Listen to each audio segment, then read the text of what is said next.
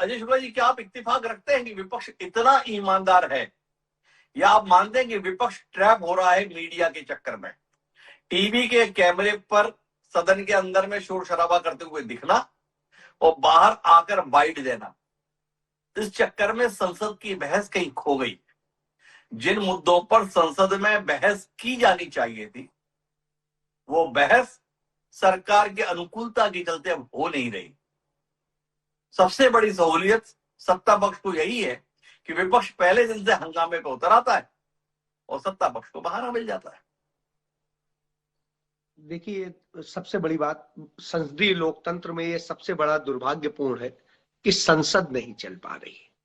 अब किसके कारण नहीं चल पा रही है, यह विषय है। निश्चित रूप से दोनों पक्षों के कारण है। यदि सदैव संसदीय परंपरा रही, आप याद करिए, पंडित जवाहरलाल नेहरू प्रधानमंत्री थे, चीन के साथ युद्ध हो रहा था। उस युद्ध के दौरान 3 सांसद सिर्फ, अटल बिहारी वाजपेयी समेत 3 सांसद गए। उन्होंने कहा कि हमें इस पर संसद में विशेष चर्चा चाहिए।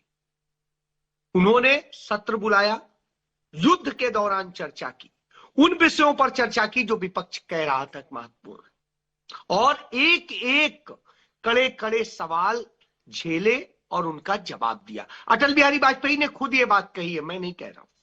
उन्होंने जो पंडित नेहरू के निधन पे बोला है, वो अपने आप में इस बात का सबूत है।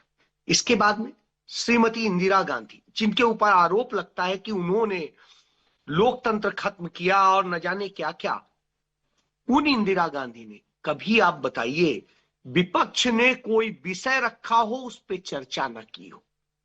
सबसे दुर्भाग्यपूर्ण यह है कि कस्टोडियन कौन है? जो सत्ता में बैठा है, उसके हाथ में पावर है, उसी से कहा जाएगा।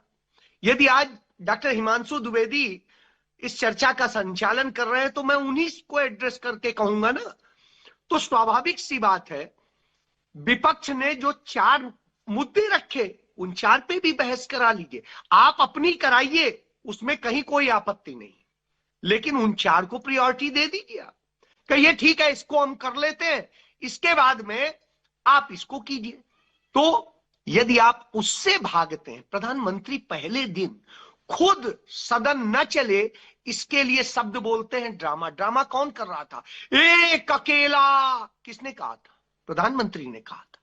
प्रधानमंत्री जैसे पद पर बैठा हुआ व्यक्ति इस तरह के यदि छोटी मानसिकता के शब्दों का इस्तेमाल करता है तो निश्चित रूप से इस देश के लोकतंत्र और संविधान के लिए दुर्भाग्यपूर्ण है।